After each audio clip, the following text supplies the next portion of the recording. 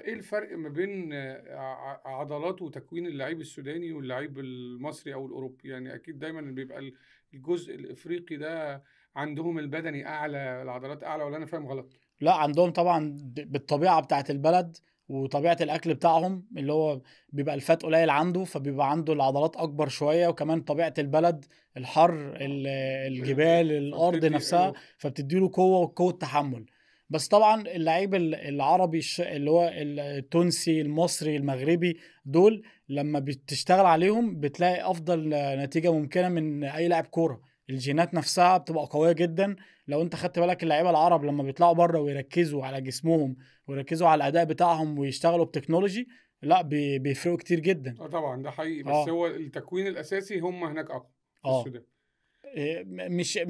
مش أقوى بمراحل، بس بس أقوى.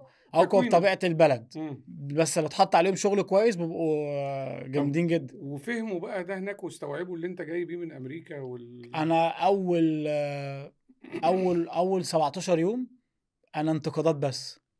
منهم ولا منك؟ من كل الناس الجمهور، أنت عارف المريخ السوداني عنده جمهور كبير. طبعا. فانتقادات بس إزاي لو انت تجيبوا مين؟ حد صغير.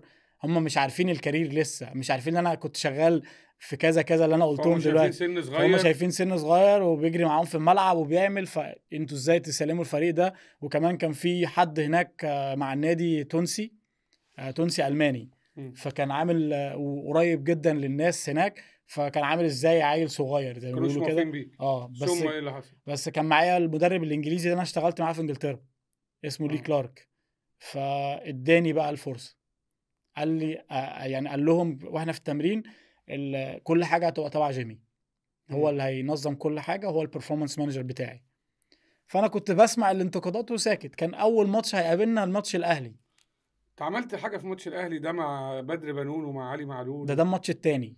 في الماتش الأول اشتغلنا على الجاب اللي كان عند محمد هاني وياسر إبراهيم، اه. والشناوي اتخانق معاهم كذا مرّة، كان في السودان. اه.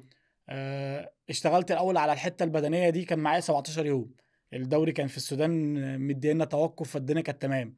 فعرفت أضبط حاجة شوية، إن الfitness level بتاعهم يعلى شوية عشان كانوا خسرانين من الأهلي 3-1 هنا في القاهرة، مم. وأداء ما كانش كويس. فضبّطنا أنا وكلارك والجهاز الفني اللي كان موجود. ظبطت ايه بقى؟ يعني كان دورك ايه في الموضوع عشان الناس تفهم ده؟ تطوير الأداء مش fitness بس. يعني مش فكره احمال عضليه لأ، وجيم وكذا، لأ. دورك ايه بقى على الرقعه بقى على الملعب؟ الحتّة البدنية دي ليها جزء. ليها تمام، ده اللي وقت في معين. الجيم، ده لو في جيم الملعب وملعب، اه. جيم وملعب. الحته بقى تطوير الاداء دي باقعد انا والمدير الفني والمساعدين بتوعه. احنا محتاجين كل مركز محتاج منه ايه. هو يقول لي انا محتاج نلعب كاونتر اتاك، ومحتاج الراجل ده يبقى عنده قوه انفجاريه في الحته دي عشان عايزه ينقل الفرقه من ثانيه لثانيتين في الحته دي. فانا محتاج سيف تيري. كان مثال مثلا اللي احنا هننقل عليه الفرقه. فسيف تيري كان عنده اصابه. دي اول حاجه قابلتها. وغير كده ما كانش عنده جاهزيه، التسارع بتاعه ما كانش افضل حاجه. فكنت شغال على الاصابه. خلاص ظبطنا الاصابه انا والدكتور صلاح والدكتور محمد الله يرحمه. بعد كده بدانا نشتغل على الحته البدنيه بتاعته.